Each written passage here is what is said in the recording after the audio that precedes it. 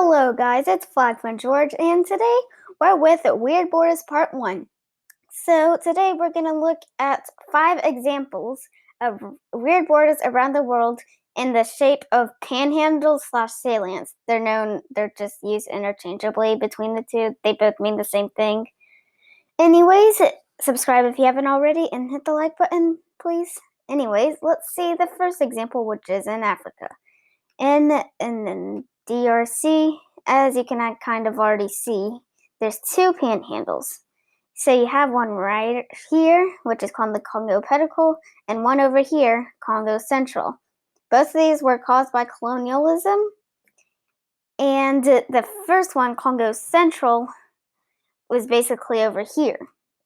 And the DRC used to be a colony of Belgium, and they created this panhandle so they could access their ginormous colony from the sea.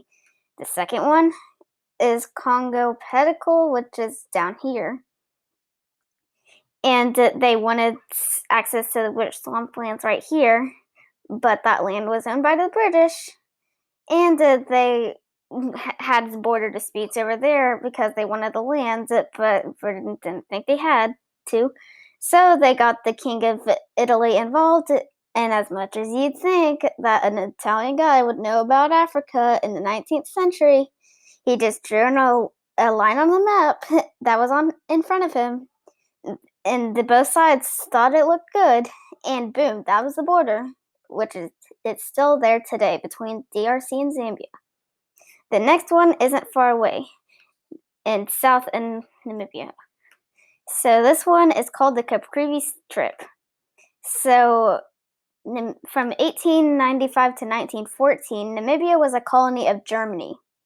Now, the Germans wanted access to the Zambezi River here, but they didn't have access from their colony. They wanted access to the Zambezi River so they could use it to get to the east coast of Africa. So in a treaty with Great Britain, they gave up all the claims to Zanzibar over here, and in turn they're granted the strip. But I mean, the Zambezi River isn't navigable because of Victoria Falls. Next one, we're going to India. Now, India looks mostly normal, except for over here, where there's quite a lot of Indian states over here. Oops, zoomed in too much. Zoom out. And this is like kind of a panhandle. It's like, then there's the Siliguri corridor named after this town right here. So basically this was a result of colonialism, just like the last example. And at one point, the strip is even 17 miles wide at one point. And it's in between Bangladesh and Nepal. Now, Sikkim is an Indian state that extends north of the corridor. And then there's 45 million Indians living over here in the east. I mean, then there's the disputed Arunachal Pradesh, but there's not many people living there because it's mostly mountains.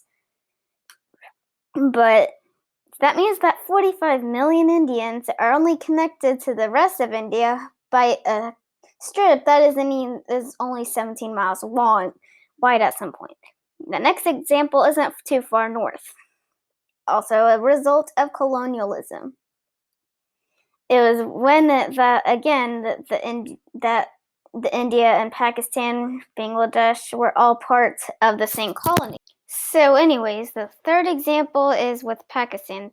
As I said before, the Russians controlled Central Asia and Britain ruled India and Pakistan, and they all were all fighting over land, and they wanted more power in modern-day Afghanistan and Tajikistan.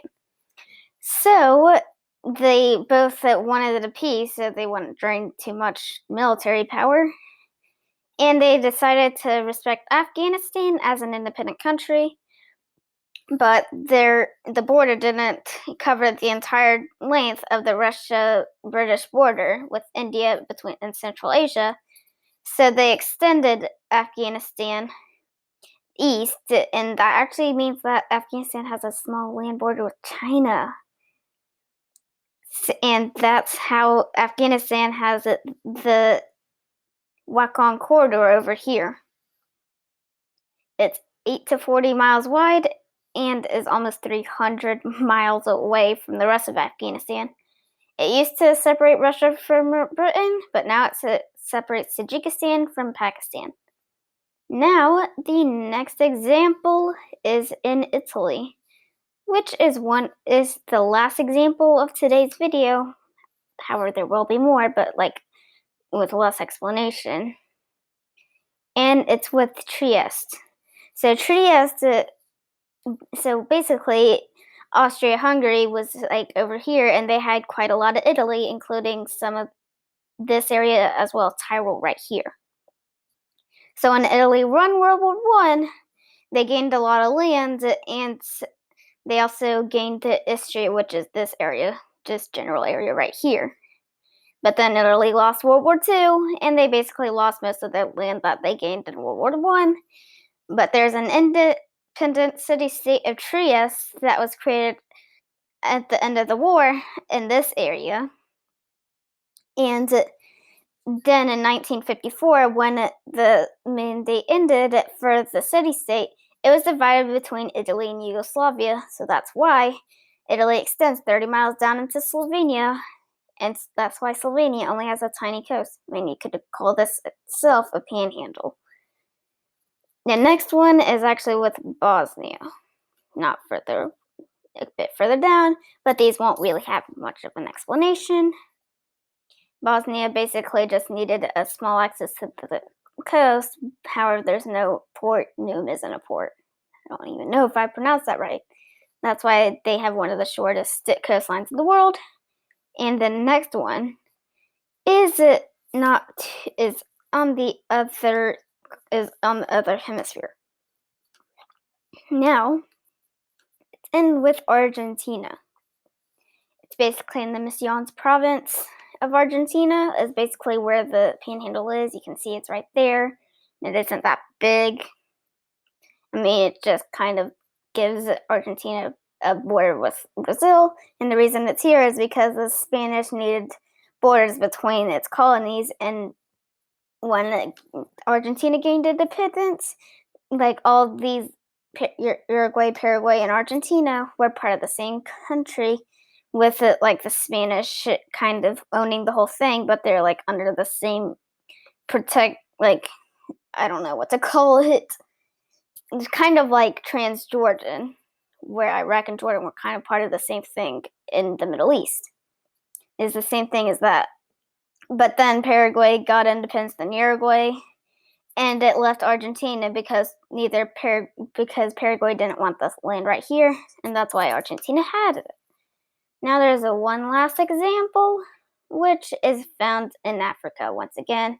I mean, if you look at the entire continent as a whole, you'll see that the colonial past is obvious once you look at its borders, like Cameroon. Look at that. There's a panhandle right here. Then the Gambia and Senegal, not Senegal. And then a bunch of border disputes. But Mozambique has this thing, which is the cause of colonialism, because Portugal tried to connect their two colonies. They set foot in Angola and Mozambique, and they tried connecting the two. But the British got there before the Portugal was able to do that. And that's in modern-day Zambia. They tried to follow the Zambezi River to get to Angola, but that didn't happen because the British got there before them. Anyways, that's the last example of the video, and I'll see you